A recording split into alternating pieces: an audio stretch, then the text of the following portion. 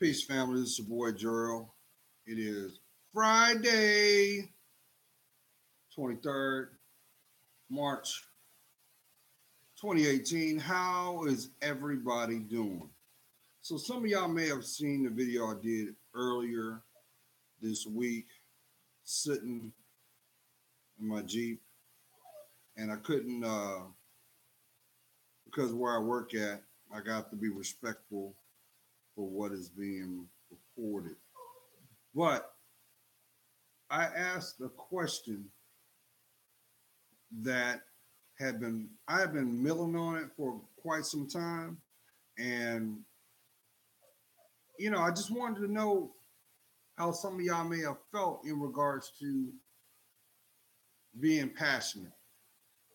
And it seems now more than ever there are so many things that will easily distract you, have you focus on one thing and then to the next something else.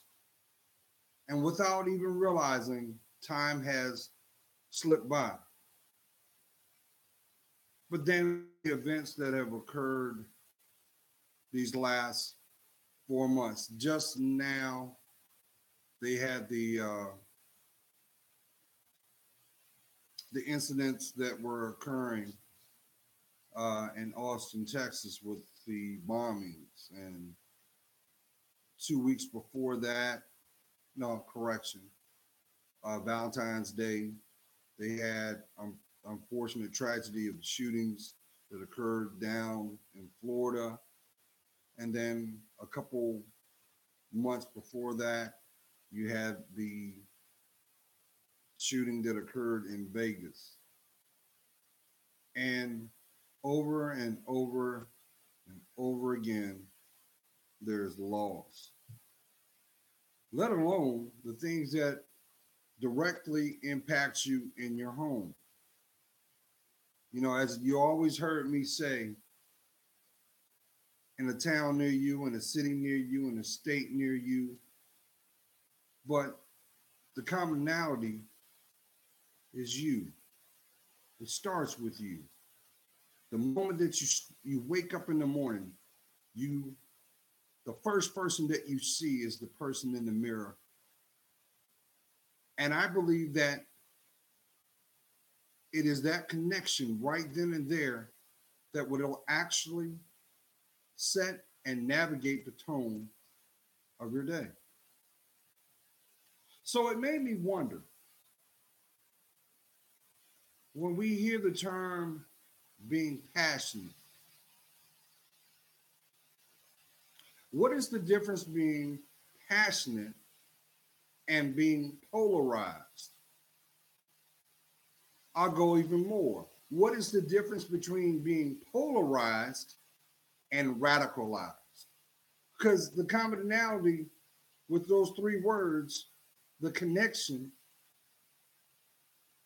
is what your ideology is, how you see the world, your perception of the world, what you hold dear compared to what matters none.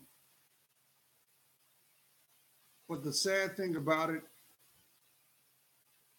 as much as you can turn on your local TV, you can come on social media, you can read it in a narrative that is being interpreted by the person that sat down and put it together. The one commonality that I see that is missing is the dialogue. Yes, the dialogue. And that goes back to what matters most to you. What is authentic from what is an illusion. And now more than ever in 2018, there are countless people that do not have a dialogue with themselves. I used to always reference the movie by legendary artist known as Diana Ross. She did a movie back in the late 70s called Mahogany. And the one thing about that movie had so many examples of what is reflected today in the social narrative. But the one thing that embodied everything was the theme of that song. If you have not heard that song, just go to your local search engine, go right up here and play Mahogany's theme. And the one thing about it, when the song comes on, it, it asks a question. Do you know? Do you know? Do you like the things that a life is showing you? It is echoed throughout the song. But the sad reality is, a lot of people don't know. A lot of people are trying to figure it out. A lot of people are moving by way of impulse and not critically thinking, only to be left to pick up the pieces, to be reactionary. But at what cost? Just from the level of knowledge of self, you do understand that you have one life and your life is priceless. You are the keeper of your dreams and aspirations. The price tag is investment. The validation is truth. So, what makes your truth? Do you know? You know, it seems like nowadays there are a lot of people that don't want to know. They don't want to have a relationship with themselves, and they go forth seeking validation only to never find what they need, only to accept what is wanted, which is only temporary. It's kind of like your life story when you think about it, because no man, no woman is promised to see tomorrow, but it is your responsibility to empower it. Instead of I'll get you before you get me, it should be embraced upon what do I represent, not what defines me of what can be obtained. Because, see, retail therapy is only exactly what it is. And I know there are countless people that can relate this.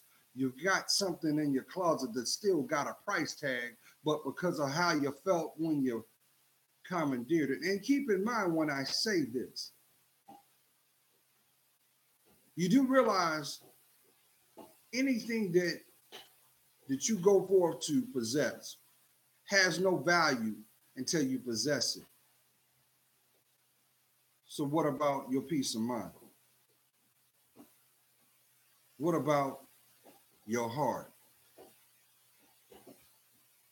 What about that little boy or little girl that still wakes up every morning to greet you as you start your day? Now, I understand there may be some of you right now that you've actually said, well, you know, I'm in a dark place. I'm in a low place. I'm in a plateau. I am frozen. You want all that to go away? Then make this the moment that you decide to finally love yourself. Did you hear me? LOVE, love unconditionally. The more you love yourself, you position yourself to receive it back. Because we are what we attract, family. I know there's a lot of people out there, they'll say, no, opposites attract, but let's call a spade a spade. Let's look at what is true from what is condoned. That is why I've echoed through the years, especially to you, Queen. You know I love you. And I always say, stop looking for your man. Look for you. Because you deserve to be nurtured. You deserve to be treasured, to be respected and provided. That is twofold, just like communication, sender, receiver. But if you're not listening to yourself first, how can you understand what is conveyed to someone else? This is for somebody. This is for somebody that is sitting in that driver's seat trying to contemplate what their weekend is going to be, but yet inside you, you say, this is not me. This is not my cup of tea. And nor is this the environment that I need to embrace. But let's look at the examples. If the outcome always ends up not for you, what is it going to take for you to acknowledge that's not the outcome or the environment you should have been to begin with? Some of y'all know it as this: pain.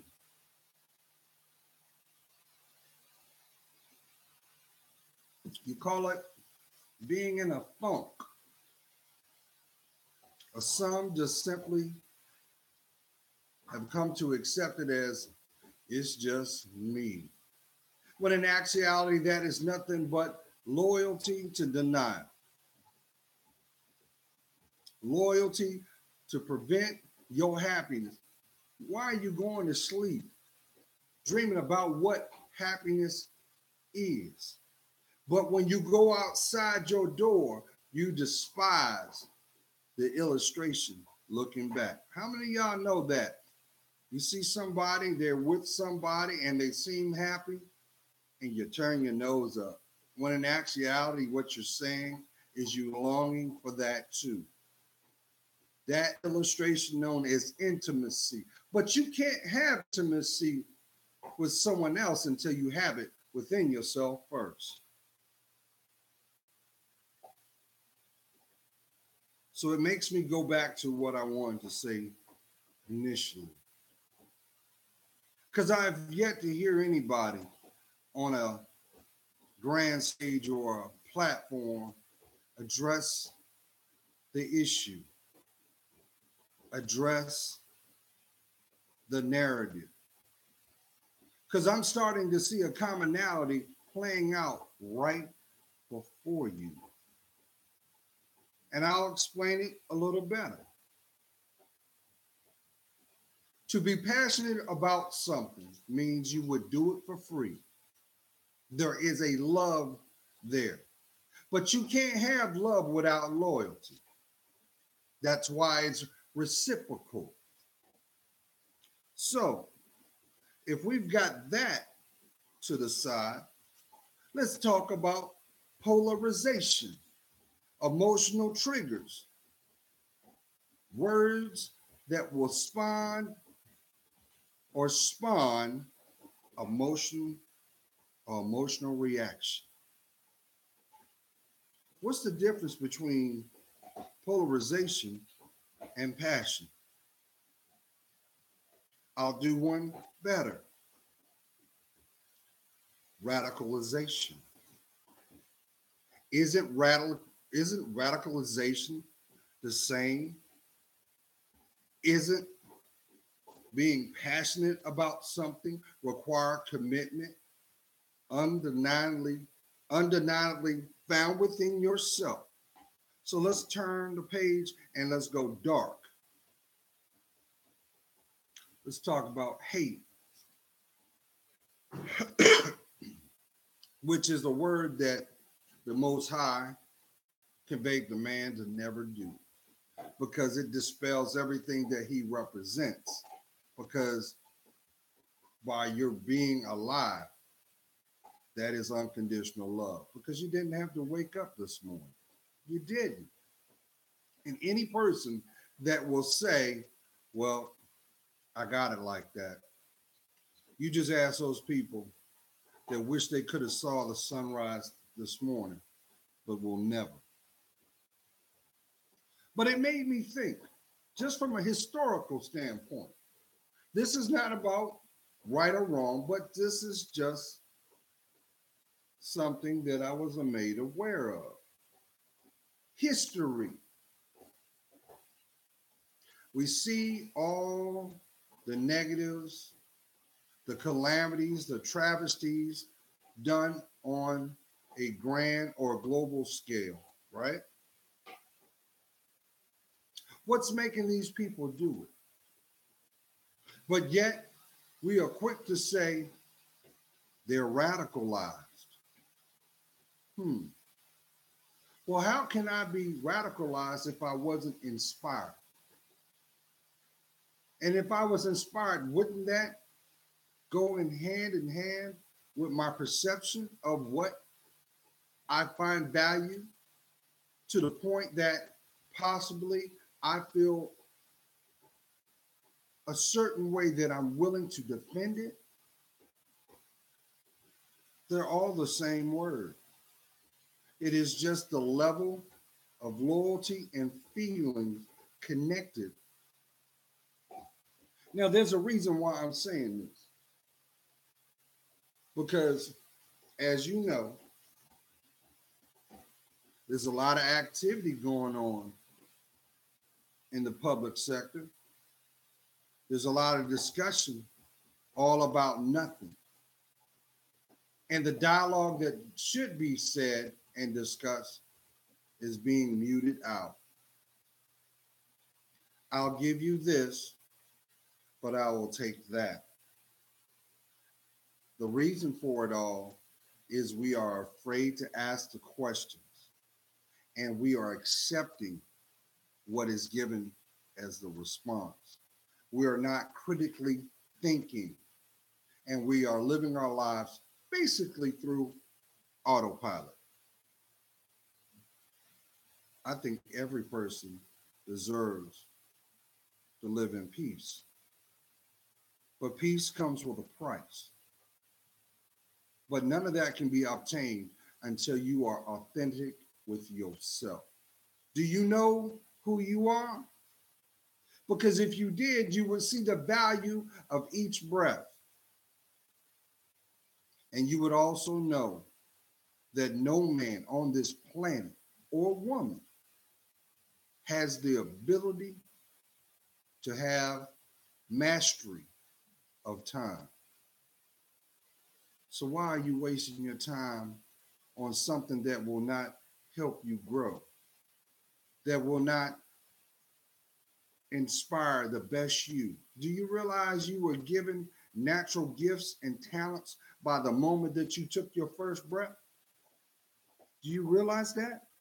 And every moment that you choose to not nurture that, to choose not to cultivate that, you are actually doing an injustice to the world.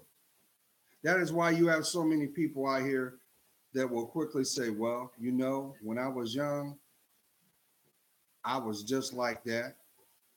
Coulda, woulda, shoulda. But are you breathing? Do you hear the words coming out of my mouth? What's keeping you from you? Because the truth is this: misery loves company. If you don't like your outcome, have the courage to change it. But you cannot change anything that you will not acknowledge currently exists.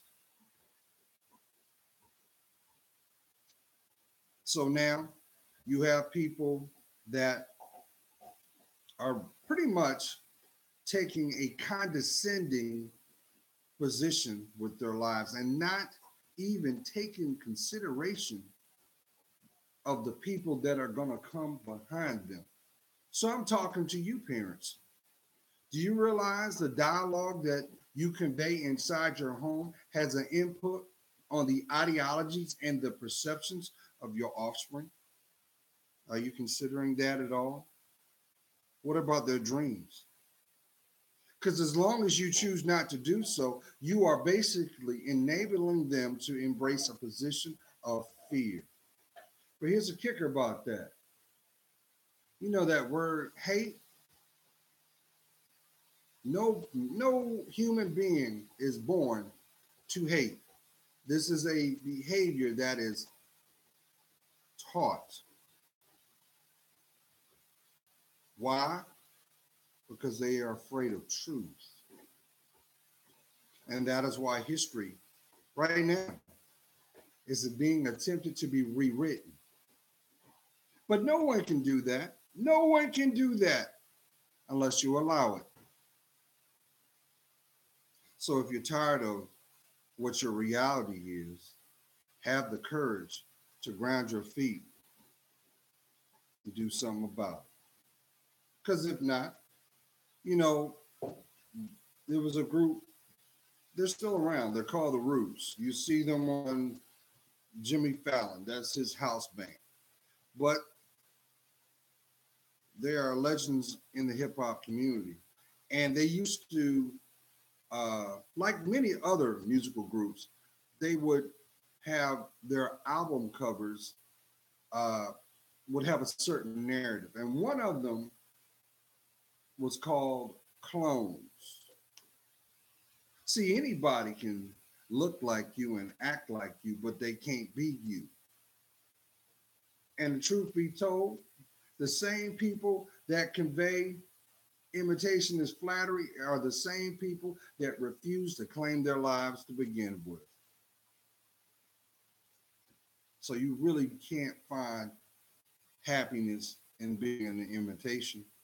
That is why no two diamonds are the same. Even though they sparkle and illuminate the room that they're in, when you look up close,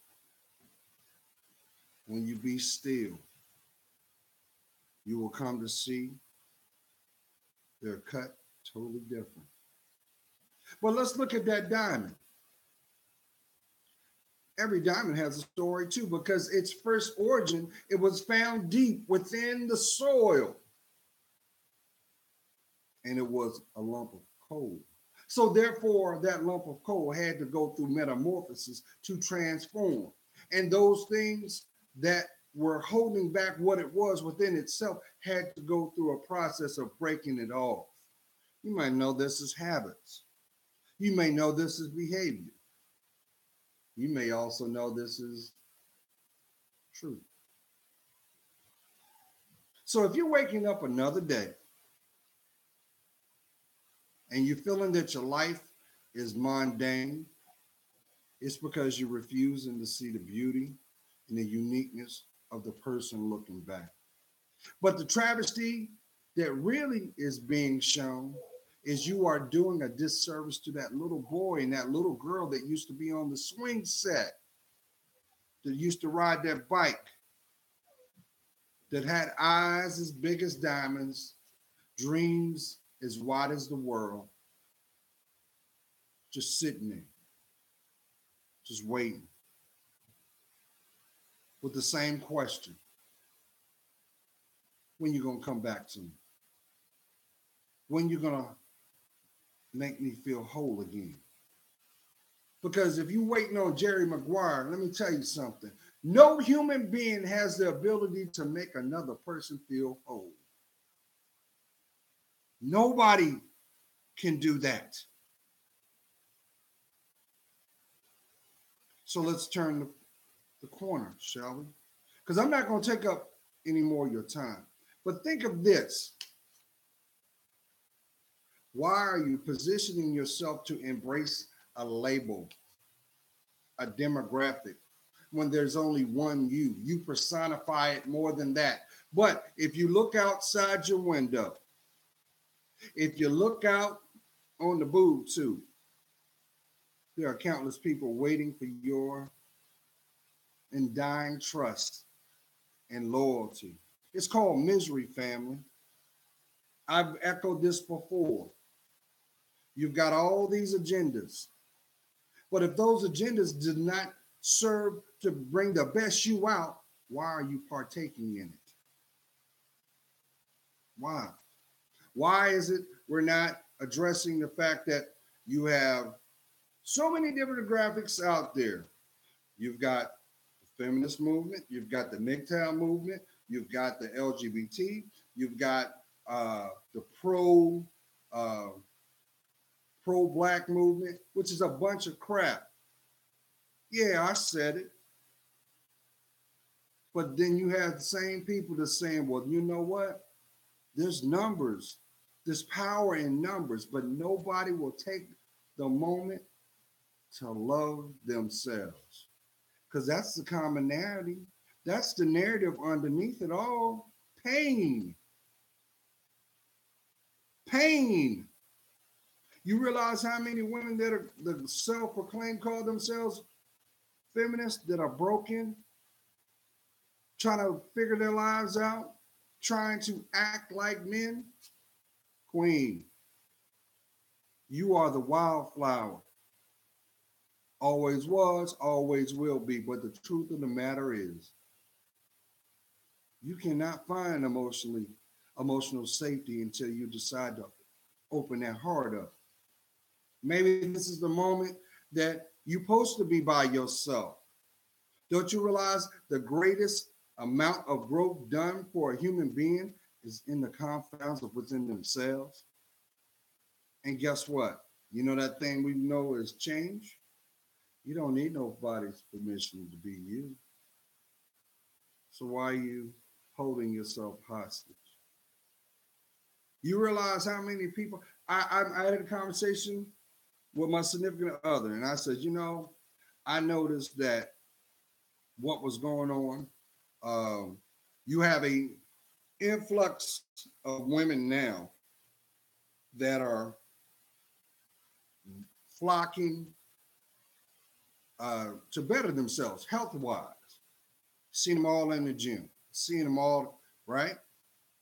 And I said, it's kind of funny though, because you've got women trying to better themselves health wise, but the men are trying to better their ego.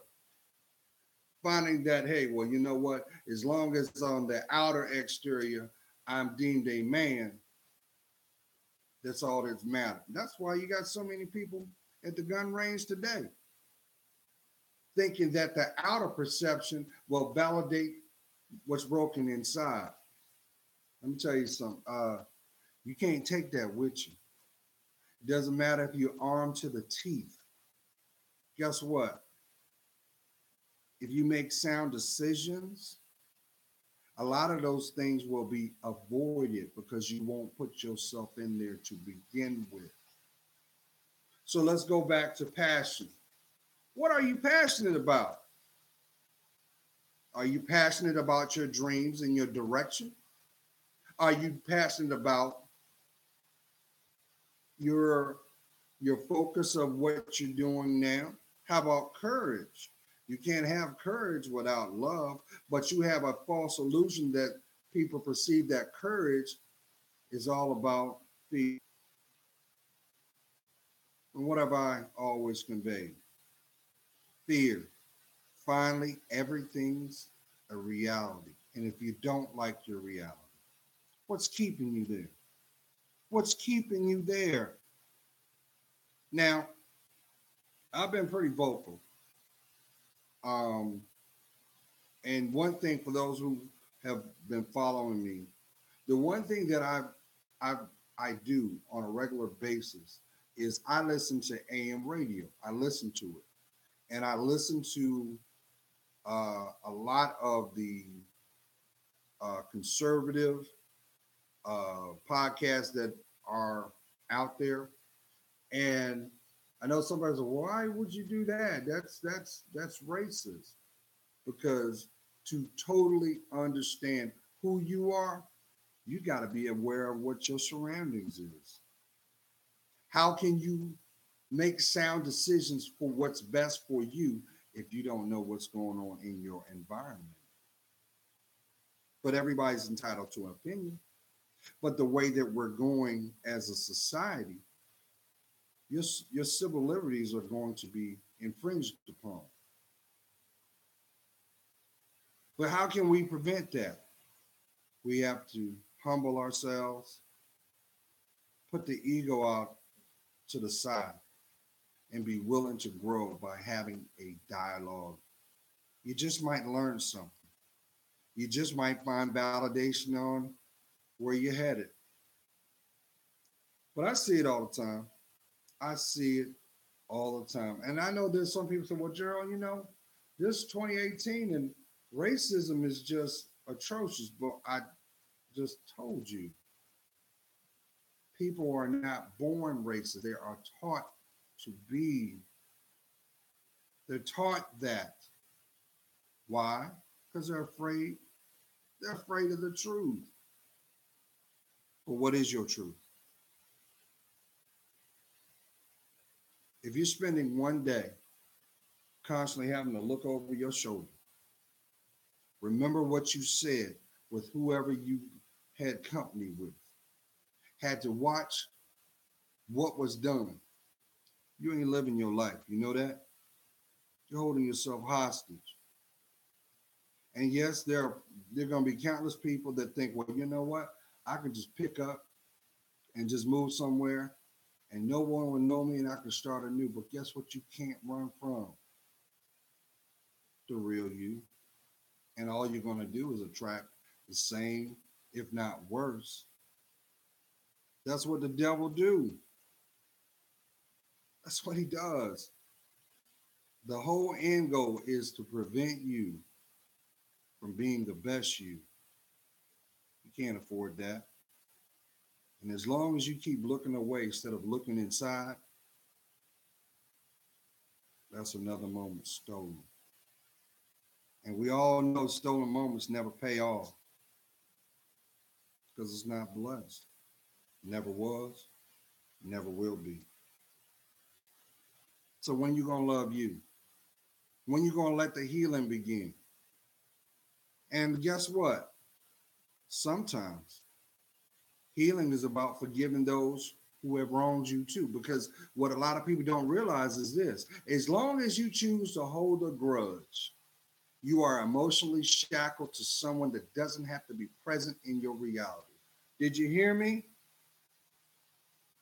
They ain't even thinking about you, but they got control over you. So who's a slave? And oh, yes, if you're constantly seeing the same outcomes play out over and over and over again, and then you actually say, well, you know what? I don't want a relationship. You're not in the position to have a relationship anyway, because you don't have a relationship with yourself. They're the illustration. The problem is within your heart. So what are you going to do? Have another weekend of coulda, woulda, shouldas, or claim it back? I'm just saying. I'm just saying. But who am I? I'm just a man that's trying to live his life correctly. And yes, for those who know what I'm saying, you do also understand that the closer that you lean to him, the more you're going to get tested. You're going to get tempted. You're going to get ridiculed. Why? Because there's that metaphorical table called misery, and they're waiting for you to take your place. And guess what? As long as you choose not to do anything, everything you've gone through was in vain. Come on now. Love yourself more. Claim your life back. Because if you don't want to do it for yourself, just think about the people that are going to come behind you. Have a great weekend. God's praying for you. You know I am. I see your worth. And for that, it helps me discern mine. Come on, Queen. How much pain you got to go through? It's time for you to love yourself. And the only way that can happen is you connect back to that little girl and make her feel safe and whole again. Peace.